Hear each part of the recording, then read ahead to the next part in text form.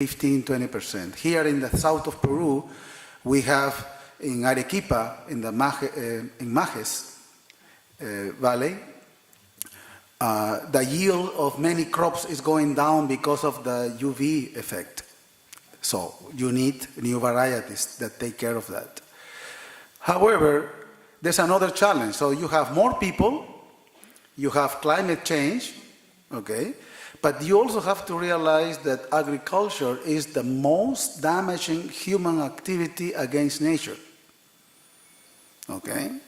So we have more than 2 billion hectares of arable land in the world.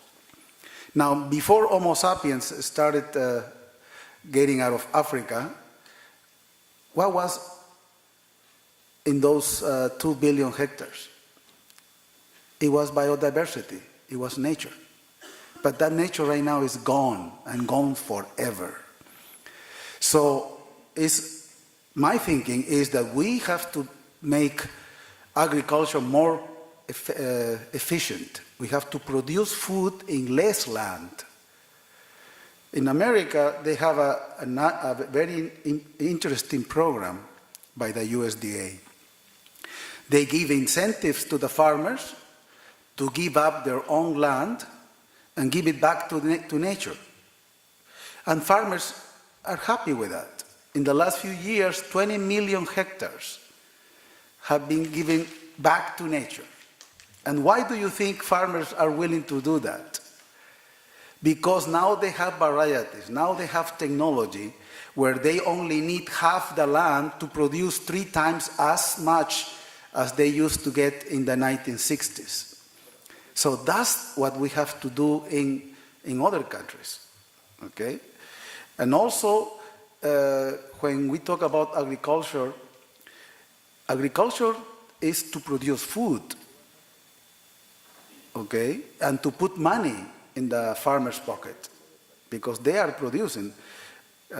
We need farmers every day. You might need a doctor once a year.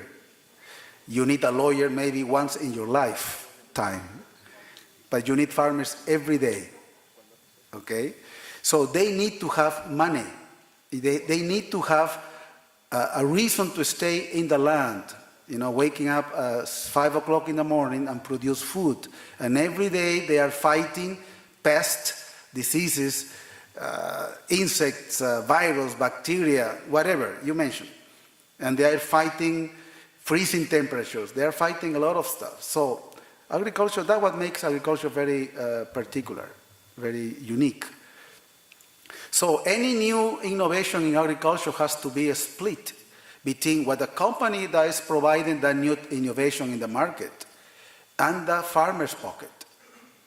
Actually, that's the way it's priced, the new technology, okay? The farmer may get to pay more for the seeds, but their cost is going to go down. So he or she is willing to pay more for the seeds because he knows that he's going to get more money in the pocket because of better yields. Okay, I don't know, Monica, if that helped or not. I totally agree, but I think you didn't touch upon the biotech topic about how the public perception of why biotech is so negative. But I don't know if we want to get there. That is not the purpose, probably, of... Well, social licensing for the biotech industry is really a problem. It's a problem. For example, in Peru, nobody cares that insulin for diabetics is made in a bacteria.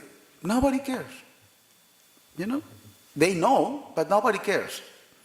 But you tell them that a Bt protein from a bacteria has been taken into corn, and now corn produces a bacteria protein, and people get scared. You know, that's a problem. Okay? Although you and I know that nothing is going to happen to them, it's not bad. It has been already tested for more than 20 years.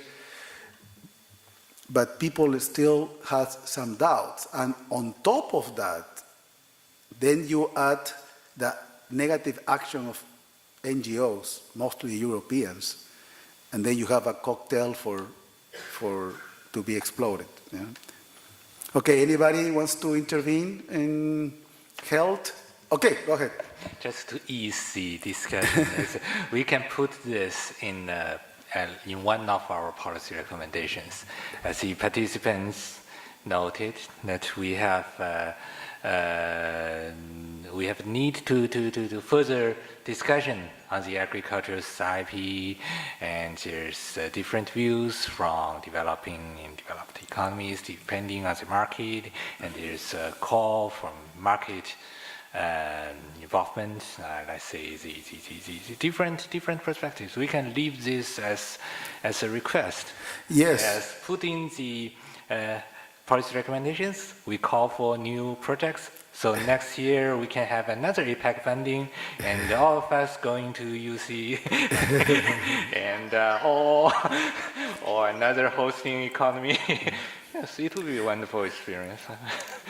Well, just to mention something, that to give you perspective of how this socializing is important. In China, there was approved a new variety of corn that produced phytase, but never make it to the market. And also rice, herbicide resistant, I think, or BT, made completely in China. And who is to blame? Guess, Greenpeace in China. So, I mean, that issue is very important.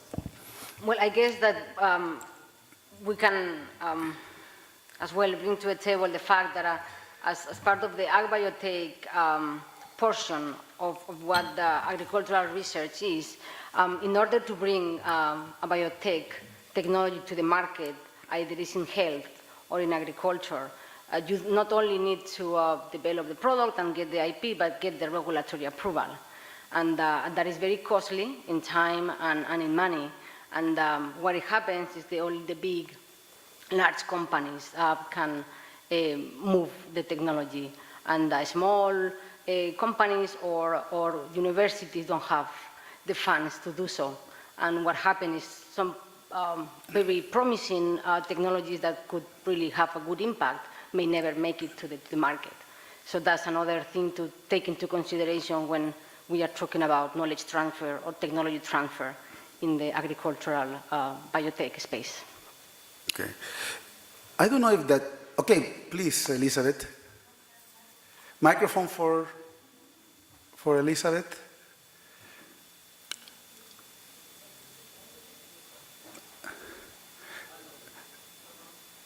We need a microphone, or maybe you want to sit there, yes?